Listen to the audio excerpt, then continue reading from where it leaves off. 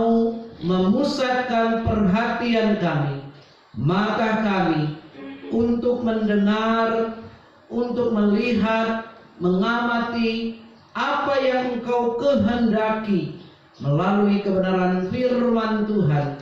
Dan Tuhan berkati hamba-Mu, berkati seluruh umat-Mu sesuai dengan pemahaman kami.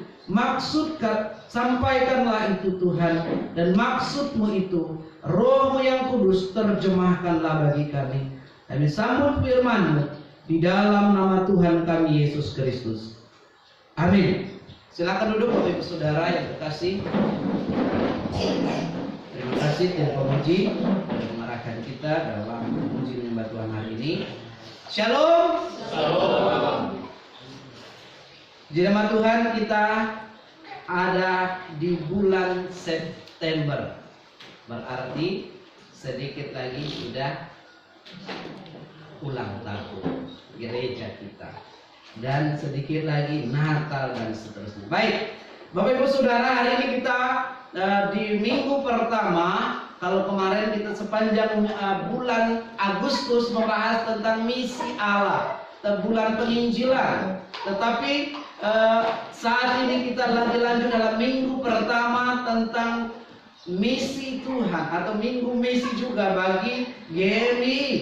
Tadi secara nasional dalam PGI dan seluruh umat percaya. Sekarang di GMI kita akan belajar mengikut Yesus, menjalankan misinya.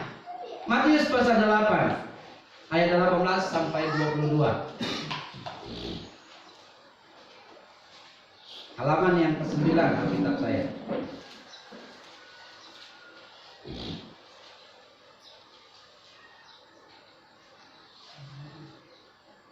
Hal mengikut Yesus. Matius pasal yang ke-8 ayat 18 sampai 22. Kembali kita bergiliran membacanya. Sudah menemukannya, katakan amin. Amin. Ketika Yesus melihat orang banyak mengelilinginya, Ia menyuruh bertolak ke seberang. Lalu datanglah seorang wanita dan berkata kepadanya, Guru, aku akan mengikuti Engkau kemana saja Engkau pergi. Yesus berkata kepadanya, serigala mempunyai liang dan burung mempunyai sarang, tetapi anak manusia tidak mempunyai tempat untuk meletakkan kepalanya. Seorang lain, yaitu salah seorang dunia, berkata kepadanya, Tuhan, izinkanlah aku terlebih dahulu memperkatakanmu bersama. Tetapi Yesus berkata kepadanya, ikutlah aku, dan biarlah orang-orang mati menguburkan orang-orang mati mereka. Baik, Bapak Ibu Saudara yang terkasih, perkembangan kekristenan di dunia saat ini banyak orang mengikut Tuhan. Kita akan belajar mengenai mengikut Yesus dan menjalankan misinya. Apakah semua orang mengikut Yesus sungguh-sungguh memahami apa yang diajarkan oleh Tuhan tentang mengikut Yesus berarti menjalankan misinya. Bapak Ibu Saudara, akhir-akhir ini di Florida, Amerika, dikatakan bahwa berbondong-bondong orang datang ke laut untuk dibaptis. Di negara lain, di daerah India dan di berbagai macam lainnya, termasuk ada Bapak Pendeta Happy Maradika yang melayani di India dan sekarang sedang cuti di Indonesia untuk memberitakan firman Tuhan apa yang dikerjakan di sana. Dalam kesulitan pun banyak orang mencari Tuhan. Nah, pasca Covid kita melihat juga banyak orang yang mau mencari Tuhan melalui media. Banyak orang mengikut Tuhan, tapi tidak semua orang menjadi Kristen benar-benar memahami apa artinya menjadi murid Kristus, apa yang disebut dengan pengikut Kristus. Maka seorang penulis berkata, John Stott dengan tepat mengatakan bahwa kekristenan hanya meluas tetapi tidak mengakar. Dietrich Bonhoeffer berkata, karena di dalam Kristen semuanya baik adanya, anugerah Tuhan cukup. Kita jatuh bangun dalam dosa, silahkan. Maka anugerah murahan inilah membuat orang baik mengikut Tuhan. Menjadi orang Kristen tidak susah, tidak memerlukan banyak biaya dan seterusnya. Hanya mengaku Yesus adalah Tuhan. Sehingga banyak orang sekedar ikut-ikutan, tetapi tidak pernah menjadi pengikut. Jadi saya bertanya kepada kita di ruangan ini, apakah kita pengikut Kristus atau ikut-ikutan? Amin. Pengikut Kristus. Oke, kita akan belajar tentang benarkah itu pengakuan Bapak Ibu Saudara, karena dalam rumah Tuhan gitu ya. Apa artinya menjadi pengikut Kristus? Teks kita mengajarkan 2 poin penting. Menjadi murid berarti mengikut Dia. Mengikut Dia. Pengikut Kristus adalah menjadi pengikut Dia. Frase ikutlah aku. Diote always mau. Ayat yang ke-19 dalam bahasa Yunani dikatakan secara hurufiah berarti datanglah sesudah aku. Coming in after I. Datanglah setelah aku. Artinya seorang murid akan mengikuti gurunya kemana saja gurunya itu pergi. Mereka tinggal bersama-sama. Mereka memeluk ajaran yang sama, meniru gaya hidupnya. Pendeknya, menjadi murid berarti selalu bersama supaya menjadi sama.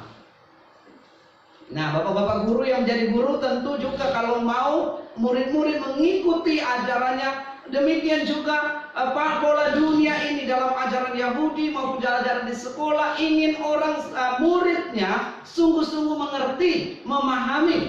Nah, lebih lanjutnya, apa artinya menjadi murid Kristus yang sungguh-sungguh itu? Frase ikutlah aku bukanlah sebuah undangan.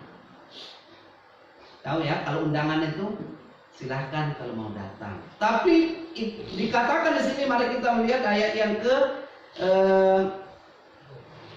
20. Ya, Yesus berkata kepadanya, serigala mempunyai liang dan burung mempunyai sarang, tetapi anak manusia mempunyai tempat untuk meletakkan kepalanya. Maaf. Ayat yang berikut dikatakan 22. Ikutlah aku. Jadi kata ikutlah aku ini bukan hanya undangan, tetapi juga pilihan Allah. Maka murid-murid ada 12 orang dipilih oleh Allah. Oleh karena bukan kegagahan, bukan karena kepintaran, bukan karena kemampuan dan seterusnya, tetapi dalam pemilihan Allah bahwa murid ini setia dan mengikuti Yesus sampai akhir hidupnya. Sehingga para murid-murid, kalau kita baca di internet, silahkan lihat nanti, mereka setia sampai mati. Ada yang disalib terbalik, ada yang diasingkan, ada yang mengalami banyak penganiayaan, tetapi intinya dia tidak pernah dalam kesulitan menyangkal imannya. Kita bagaimana jemaat Tuhan? Ketika kesusahan kita kadang-kadang lupa Tuhan. Yang kita ingat apa? Kesusahan kita. Yang kita ingat problema kita. Maka dikatakan di sini, poin ini terdengar sederhana, namun seringkali dilupakan. Yesus yang seharusnya berjalan di depan kita, bukan kita berkata Tuhan engkau di belakang. Tapi Yesus yang harusnya menjadi pedoman, patron atau patokan kita dalam keseharian.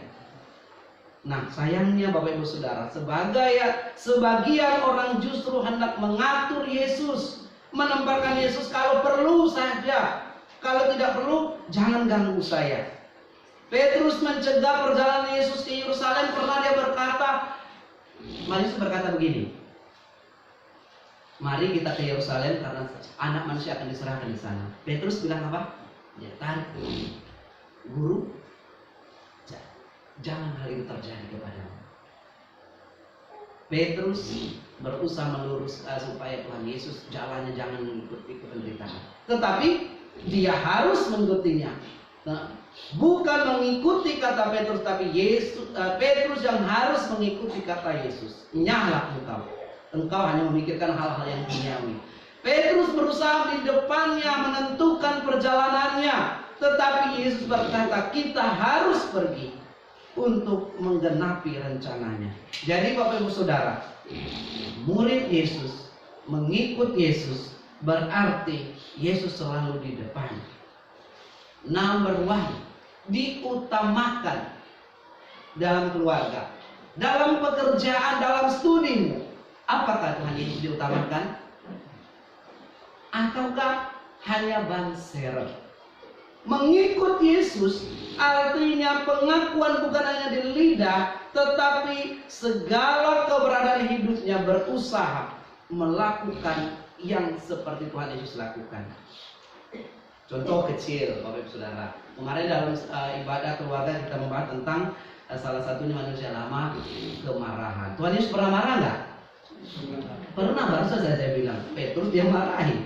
Tetapi apakah dia dendam? Tidak. Dia tidak marah, ya marah pada substansinya, atau marah karena memang salah. Tapi kita kadang-kadang manusiawi marah karena misal satu contoh kecil, salah apa ya? Ya anak-anak salah tugasnya.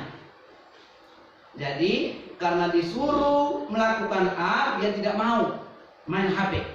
Nah, kita orang tua kadang-kadang marahnya jadi udah berlebihan. Sudah bukan lagi marah masalah HP, yang lain-lain.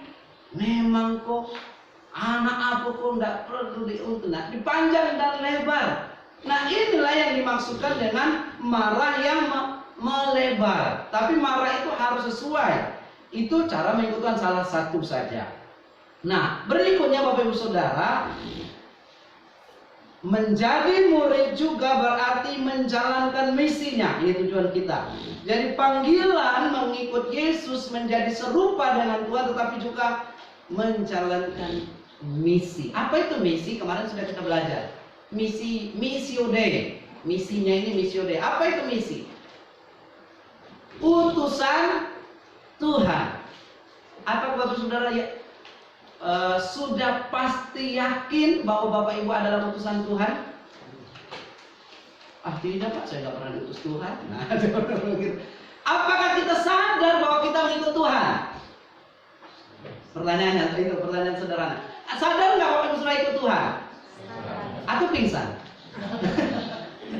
Atau nggak sadar saya ikut Tuhan? Sebuah kesadaran yang penuh para murid Tuhan untuk ikut Tuhan. Tetapi tahu nggak? Karena kesadaran itulah makanya beberapa hal di sini dikatakan dikatakan ada seorang yang dia datang kepada Yesus. Tuhan, saya mau mengikut guru, aku akan mengikut engkau kemana saja engkau pergi. Karena apa? Rupanya murid, salah satu murid ini dia beda dari murid yang lain, 12 murid, tapi murid mengikut Tuhan banyak. Dia melihat mujizat, dia melihat penyembuhan, dia melihat beberapa hal yang dilakukan oleh Tuhan Yesus membuat dia mengikut Yesus. Tetapi ketika realitanya, apa kenyataannya? Faktanya dia kalau mengikut Tuhan semuanya enak, harusnya. Semuanya berjalan lancar. Faktanya, idealnya kalau mengikut Tuhan, saya akan terkenal. Itu menurut murid salah satu. Tetapi itu Tuhan Yesus berkata apa? Ayatnya 19. Ayat 20. Yesus berkata, serigala mempunyai liang, burung mempunyai sarang, tetapi anak manusia tidak mempunyai tempat untuk apa? Meletakkan kepalanya doang, tidak ada. Langsung pengikut Yesus ini mundur. Dia ada nggak bisa tertidur. Nanti aman jauh. Ya, bagaimana saya nanti? Apa yang harus saya? Bagaimana? Padahal tujuan saya ikut Tuhan, saya mengalami A, B, C dan seterusnya. Bahkan saya sudah melihat banyak tanda-tanda. Nah, inilah dikatakan bagian ini kita melihat banyak orang mengikut Tuhan oleh karena yang nyaman, kelihatan enak. Menjadi murid Tuhan berarti semuanya berjalan lancar, yang sakit disembuhkan. Tapi kalau nggak sakit, nggak sembuh-sembuh, kayaknya tinggalkan Tuhan. Banyak cara untuk sembuh dan seterusnya. Dan mungkin kalau anak muda nggak dapat jodoh, yang takutkan Tuhan sudahlah. Yang penting ada nih jodohku. Nah, itu akhirnya tinggalkan Tuhan. Banyak orang yang mengikut Tuhan karena nanti mengikut Tuhan katanya mintalah maka diberikan kepadamu. Tapi saya 10 tahun minta tidak diberikan oleh Tuhan. Akhirnya apa terjadi? Undur. Nggak usah selalu aktif ke pelayanan, nggak usah aktif ke gereja, nggak usah ikut Tuhan lah sungguh-sungguh. Tuhan belum jawab saya. Serigala mempunyai liang, maksudnya tempat dia berteduh. Burung mempunyai sarang, tetapi anak manusia tidak mempunyai tempat di dunia ini. Kenapa? Pengikut Tuhan, ini alegorisnya yang kita pahami. Pengikut Tuhan di dunia ini juga tidak mendapat tempat yang nyaman. Karena tempat kita di mana? Siap, Bro? Siap? Siap? Karena berapa kali bilang siap ke surga. Di dunia ini adalah sementara. Oh, hidup manusia bagaikan bunga, pagi mekar, harum dan berseri, sore hari layu lisut dan kering. Bapak Ibu Saudara yang kekasih, gambaran ini yang disampaikan oleh Tuhan Yesus, pengikut Yesus di dalam dunia, dan termasuk Tuhan sendiri mengikut Tuhan tidak selamanya nyaman. Jadi kalau mau cari kenyamanan, carilah di tempat lain. Selama di dunia ini akan banyak halangan dan rintangan. Mengikut Tuhan juga saudara-saudara, jangankan jauh-jauh, baik di sekolah maupun di lingkungan, tentu kita ada namanya persekusi. Apa itu persekusi? Ya mungkin tidak sekarang di sini seperti kita terang-terangan, tapi di tempat lain banyak sekali persekusi terhadap orang percaya. Gracia Pelo, salah satu teman kami sedang saat ini karena mengikut Tuhan memerintahkan Injil. Dia memang orang seperti pendeta Ezra suka berdebat, mempertanggungjawabkan keyakinannya, dan akhirnya oleh karena mengikut Tuhan harus dipenjara. Kita tentu tidak siap dengan penderitaan yang parah, tetapi mari mengikut Tuhan berarti jangan orientasi kita kepada kesenangan dunia ini. Mengikut Tuhan tidak ada orientasinya semuanya akan seperti jalan tol. Ada banyak pergumulan. Ada kalanya kita dikucilkan, ada kalanya dilihat sebelah mata, dan ada kala mengalami berbagai macam tantangan hidupnya. Tetapi dikatakan, aku telah memilih kamu, jadi tetaplah setia. Karena misi Allah utama di dunia ini apa? Matius pasal 28 ayat 19-20. Gereja kita adalah salah satu gereja memegang hal ini. Menjadikan segala bangsa murid Tuhan. Oh, itu tugasnya pendeta. Oh, ini penginjil saya dan seterusnya. Bukan. Menjadikan semua bangsa murid Tuhan mulai dari kita. Bagaimana caranya? Harga sebuah permuridan. Setelah datangnya ikuti jalannya dan misinya, ada harga yang harus kita bayar. Slide selanjutnya, dalam mengikut Tuhan, yaitu meninggalkan pekerjaan. Baik, susah ini, karena dikatakan dia ini salah satunya ayat yang ke-21. Izinkanlah aku pergi dahulu menguburkan ayahku. Ayahnya belum mati sebenarnya, tapi maksudnya di hari tuanya dia mau mengabdi kepada orang tua. Baiklah. Cuma satu yang menjawab. Bapak Ibu Saudara jemaat Tuhan, boleh baik enggak kita mengabdi kepada orang tua? Baik, dan itu harus tanggung jawab kita. Tetapi kaitannya ini sebenarnya bukan Tuhan Yesus melarang mengabdi kepada orang tua, tetapi ketika mengikut Tuhan, ketika engkau memberikan diri untuk datang kepada Tuhan, maka jangan kita terlalu sibuk dengan hal dunia ini, termasuk ngurus orang tua, sehingga kita melupakan Tuhan. Urus orang tua boleh nggak? Boleh, tapi jangan lupakan Tuhan. Kita di hari tua kita mau, saya mau, tapi nggak sempat. Bahkan dulu waktu sebelum pindah ke sini sudah 10 tahun di Sulawesi Barat, saya bermohon kalau bisa entahkah sebulan kah atau paling tidak di dekat Sumatera saya dipindahkan supaya saya bisa mengabdi kepada bapak saya nggak pernah mengabdi, mama saya juga nggak pernah. Tapi Tuhan bilang melalui sinode, pergi ke Epata Sarudu. Oh iya boleh Tuhan, walaupun berat sebenarnya. Nah akhirnya mama saya sampai dipanggil Tuhan, saya tidak bersama dengan dia. Yang saya mau katakan adalah kadang-kadang ada konsekuensi mengikut Tuhan. Ada harga yang harus dibayar. Untuk menjadikan segala bangsa murid Tuhan, salah satunya dikatakan kita meninggalkan hal yang mengikat kita di dunia ini. Misalnya salah satunya seperti orang ini, dia mau mengabdi, boleh, sebenarnya tidak salah. Tetapi yang salahnya ketika engkau sudah konsentrasi mengikut Tuhan dan melupakan Tuhan untuk mengurus orang tua, itu salah.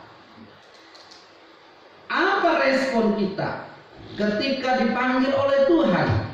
Allah menghendaki kita di dalam hidup kita, termasuk ketika mengurus orang tua pun, kita tetap melayani Tuhan. Amin. Jadi yang masih ada orang tua bersyukur pada saat ini. Tetapi mari dalam kita mengurus orang tua, kita juga melayani Tuhan, utamakan Tuhan. Tentu kalau kita melayani Tuhan, maka kita juga melayani orang tua kita. Pada perjumpaan ini maka murid ini ingin sebenarnya cuti dari mengikut Tuhan. Nah ini maksudnya, berhenti dulu mengikut Tuhan. Ini yang Tuhan Yesus berkata, tidak baik. Kalau dan bahkan nats pembimbing kita tadi apa? Mari kita baca bersama-sama nats pembimbingnya supaya kita memahami. Tetapi Yesus berkata, Lukas 9 ayat 62, 1, 2, 3, setiap orang yang siap untuk membajak tetapi menoleh ke belakang tidak layak untuk kerajaan Allah, kerajaan surga. Jadi Bapak Ibu Saudara, pekerjaan itu boleh, tetapi ingat, dalam pekerjaan utamakan, lakukan perintah Tuhan. Ketika pekerjaan siswa, jangan karena mengejar kepintaran, kecakapan dan seterusnya, tapi lupakan Tuhan dengan berbagai cara. Ketika engkau melakukan segala aktivitasmu, libatkanlah Tuhan. Dikatakan di sini, pola permuridan pada waktu itu tidak memungkinkan bagi seorang untuk menjalankan pekerjaan sehari-hari. Jadi pola pendidikan di orang Yahudi dan Yesus terapkan kalau mengikut dia itu ikut bersama dengan dia. Permuridan dan pekerjaan sukar untuk dijalankan secara bersama-sama dengan maksimal karena harus mengikuti Yesus pada saat itu, dan meninggalkan pekerjaan jelas tidak mudah. Andreas dan Petrus harus meninggalkan apa? Dari gambar yang ada di saudaranya itu, harus meninggalkan jalannya. Dia hidup di dalam karena hasil jala. Tetapi apakah ketika dia tinggalkan jalannya dia tidak hidup? Tetap hidup, bahkan Tuhan menyatakan yang lebih besar lagi. Jadi dalam konteks ini, dalam situasi ini, pada prinsipnya Bapak Ibu Saudara silakan bekerja. Jangan sampai tidak bekerja. Karena kalau dikatakan oleh firman Tuhan, kalau seorang tidak bekerja jangan makan. Nah, lalu kalau sudah usia bekerja harus bekerja. Jangan bangun sudah setengah hari, setelah itu makan, marah mama, marah papa. Setelah itu ini bagi anak pemuda dewasa. Maksudnya kalau anak sekolah tentu pagi-pagi, tapi kalau sudah nggak kerja kan santai men, gitu. Dan seterusnya. Jadi main media sosial sampai tengah malam, seterusnya bangun lagi sudah jam 10, jam 11. Nah itu yang dimaksud di sini. Kita tetap harus bekerja. Apa saja yang Tuhan percayakan di depanmu, tetapi yang yang dimaksudkan oleh Tuhan di sini. Pekerjaan itu jangan sampai menghalangi engkau ikut Tuhan. Jadi bekerja, ikut Tuhan. Amin. Dalam pekerjaan kita mengikut Tuhan. Dalam pekerjaan libatkan Tuhan. Dalam bekerja tanya Tuhan. Adakah Bapak Ibu Saudara pernah bertanya kepada Tuhan ketika bekerja? Boleh tanya atasan, boleh tanya mentor, boleh tanya guru, boleh tanya rekan, tapi lebih utama dalam pekerjaan tanya Tuhan. Bapak Ibu Saudara yang terkasih, pekerjaan penting, tetapi jangan sampai model sekarang ini tentu mengikut Tuhan jangan nomor dua. Nomor dua, kalau tadi meninggalkan pekerjaan, meninggalkan keluarga. Yang kedua, kita kisah pemanggilan Yohanes dan Yakobus sedikit berbeda. Ayah mereka yang bernama Zebedeus turut disebutkan dalam kisah para rasul. Kisah ini dalam ayat 21. Bersama ayah mereka ada. Ketika mereka mengiyakan panggilan Yesus, Alkitab menulis mereka segera meninggalkan perahu ayat 22 serta ayahnya. Di sini dikatakan ayat 20, bagian lainnya di ayat 22, dia meninggalkan ayahnya. Nah, apa yang dilakukan oleh Petrus dan Andreas serta Yakobus dan Yohanes sebenarnya sama dengan mengikut Yesus. Mereka harus meninggalkan pekerjaan, harus jalannya dan meninggalkan keluarganya, ayahnya.